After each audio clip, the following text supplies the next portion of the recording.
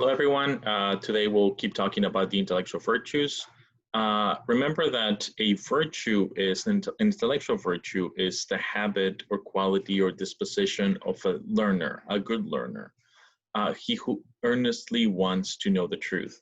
And what makes it a virtue is precisely that it is the kind of thing, the kind of habit, that kind of disposition that enables the thinker to know the truth, to attain the truth, to retain the truth. That's what makes it a virtue. So there's nothing mysterious about what it is to be virtuous, intellectually speaking. And likewise, vice. The things that count as intellectual vices are the qualities, the dispositions, the habits that get in the way of attaining truth, that block your capacity, that prevent you from attaining the truth, that keep you in ignorance or in error. That's why they're vices. That's what makes them vices. So let's begin talking about a few more intellectual virtues. So the first one is intellectual carefulness. And here's a good definition. An awareness of and sensitivity to the requirements of good thinking and learning, being quick to avoid intellectual pitfalls and mistakes. And the general slogan is avoid errors. Like other virtues, it is a virtue between two vices, two different ways of trying to do something similar but failing, two kind of extremes or two ways of poorly executing, trying to be careful. And one of them is intellectual carelessness. And intellectual carelessness is a tendency to ignore or be impatient regarding important details in inquiry and thus make hasty judgments. If you start looking around, you'll see that a lot of people do this, especially in the political realm, in the political discourse. It is, as you can tell, very tempting, and a lot of people fall into the temptation very quickly. It is tempting to look at an adversary, political adversary, and very quickly to come to a conclusion that paints them in a negative light, trying to find any kind of evidence that justifies a negative portrayal of the other. Or try to find any kind of evidence that paints in a positive light, in a good way, someone who's on your side. If you pay attention, you realize this is everywhere. It's throughout the political spectrum. It's on both sides and it's in the middle as well. People are very quick to make judgments on the basis of thin evidence, like hasty judgments, that seem to vindicate or support their prejudices, their preconceptions, their beliefs about who's right and who's wrong and why and so on. So intellectual carelessness is very widespread. Once you see it, you'll see it everywhere. And of course, once you see it, you realize that's an obstacle to truth. There's another vice. It's not as widespread, but now that you have a label, you might be able to identify it as well. You yourself might have succumbed to this kind of temptation.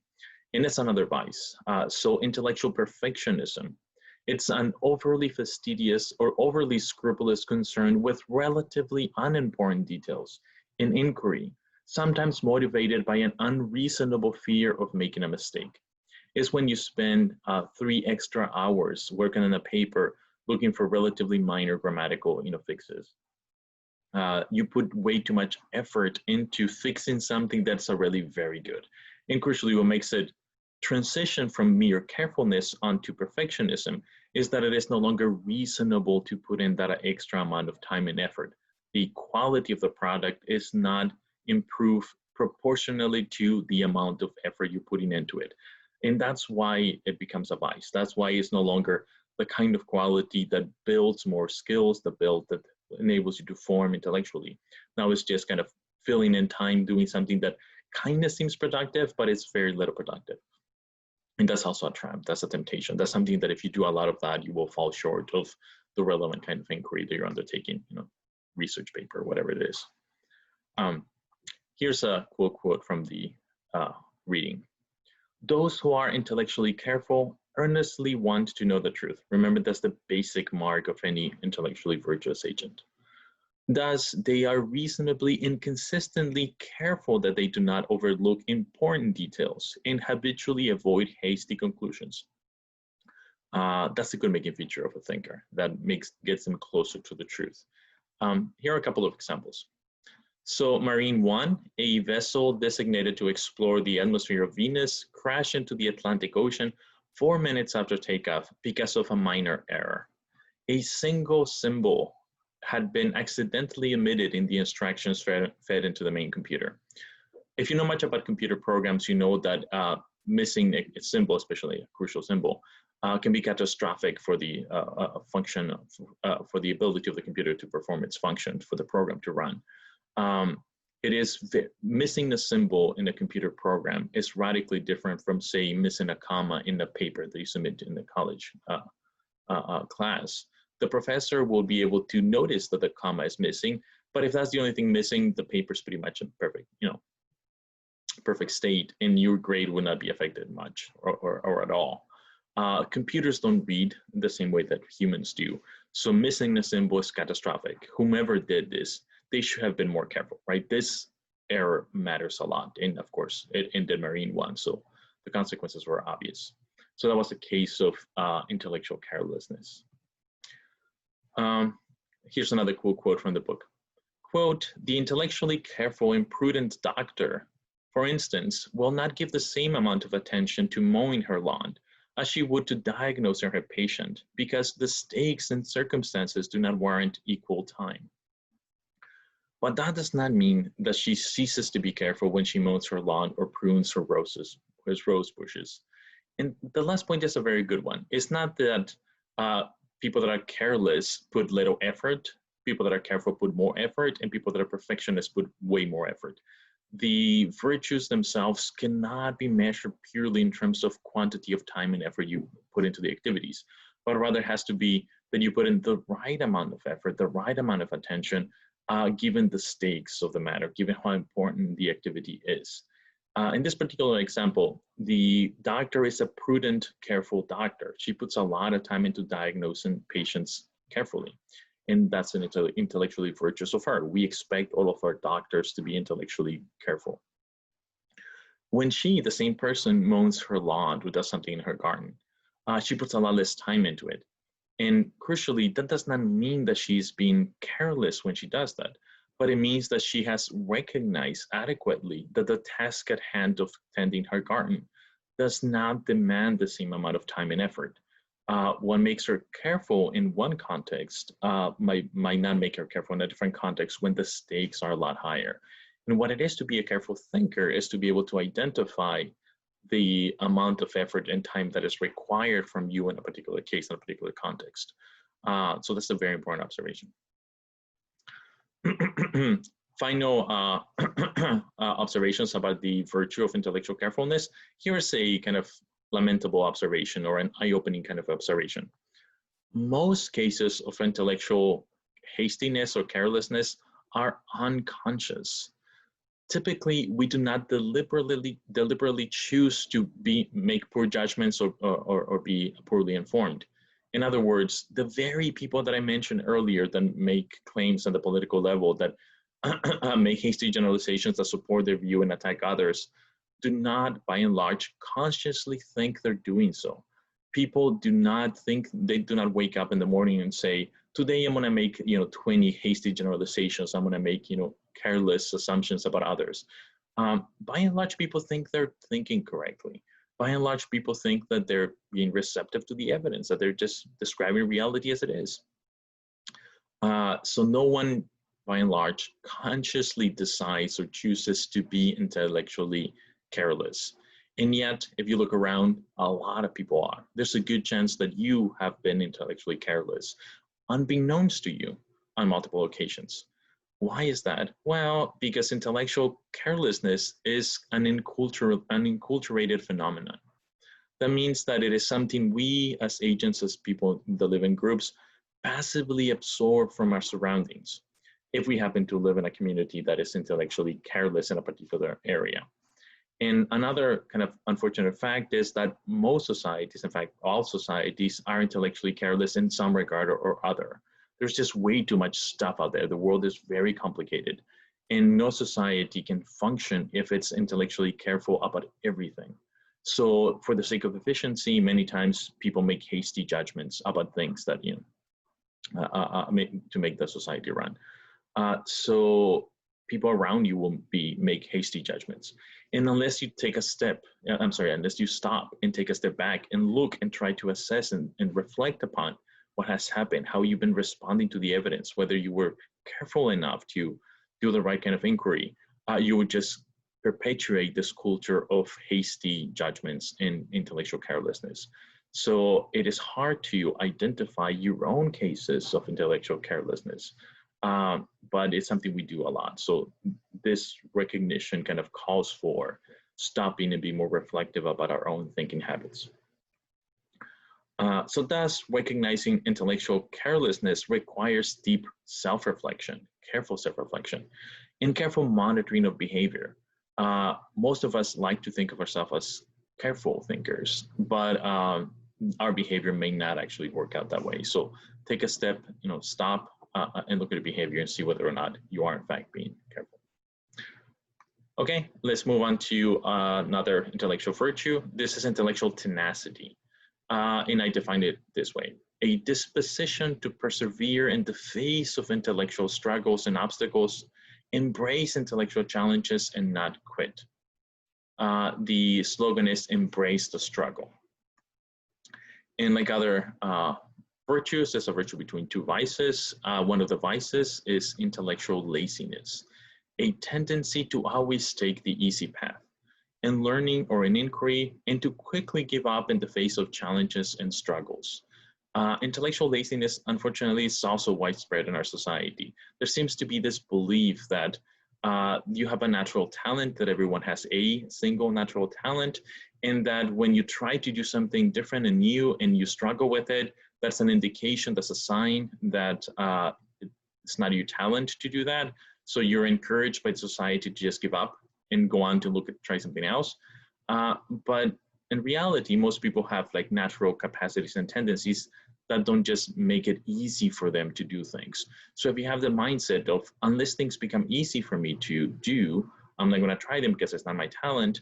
Unfortunately, in practice, what that tends to happen is that you become intellectually lazy, because you end up finding few things you're naturally good at, or you easily come to you easily. So most things you just give up on, and you never develop talents that otherwise you could have developed had you not had that attitude. So intellectual laziness is pretty widespread in our society, unfortunately.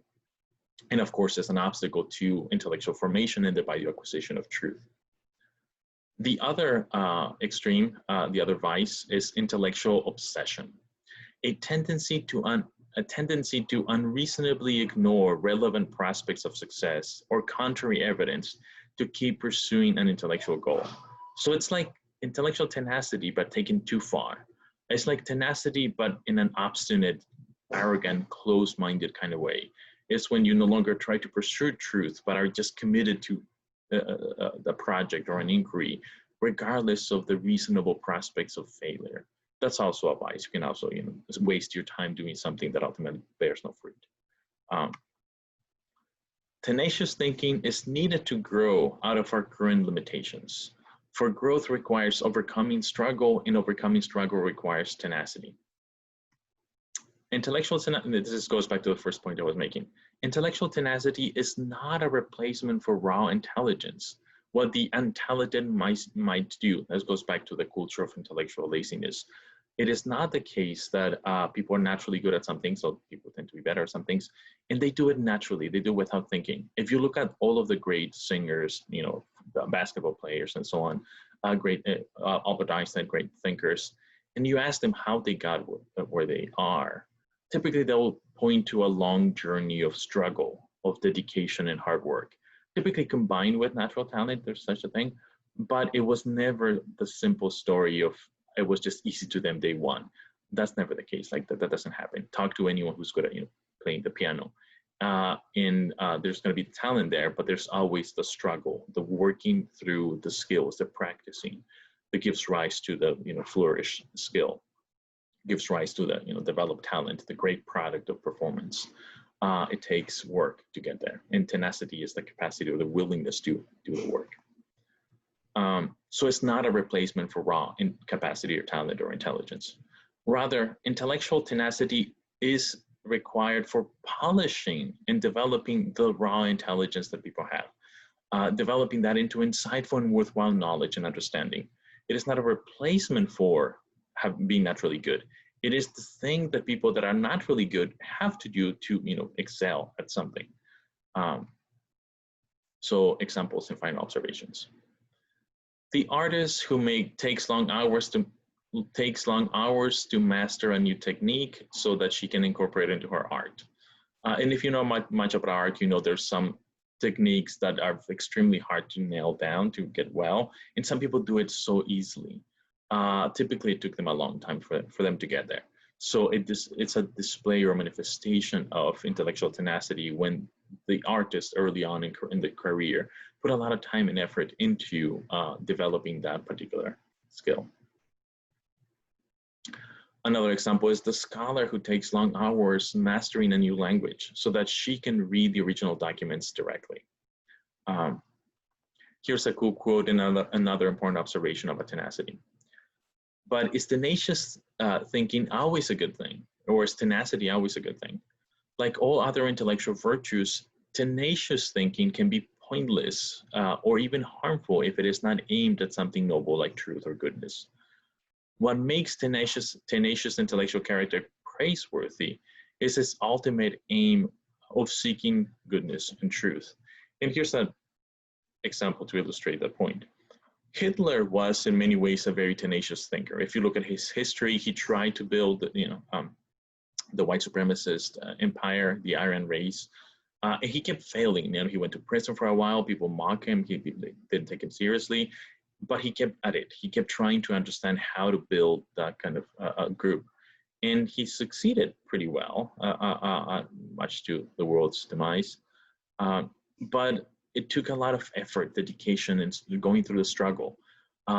There's a sense in which Hitler was a very tenacious thinker. He just kept thinking, kept working at it, and trying to understand how to manipulate people, for example, use propaganda and so on. And he became pretty good at it. So there's a sense in which he's tenacious, but also a very distorted sense of tenacious. There's something that went wrong. What is it that went wrong? It's not the struggle. It's not the commitment part. It is the aim. Was the goal that he was after that made him being something distorted. He was tenacious in some distorted way. A person who spends an entire life counting blades of grass, for example, is not intellectually tenacious. It takes a lot of effort, a lot of dedication, a lot of commitment, a lot of not giving up to do that over and over again, right? To keep counting blades of grass. But much like Hitler, though in a different way, something has gone wrong. The commitment and dedication, the tenacity, have been poorly employed. They've been applied to something that does not deserve the effort and the attention. So a tenacious person it's one who's truly aware of the value of the project that they're undertaking. It's not merely the continuous struggle to attain the project. Okay, let us stop there. I'll see you next time.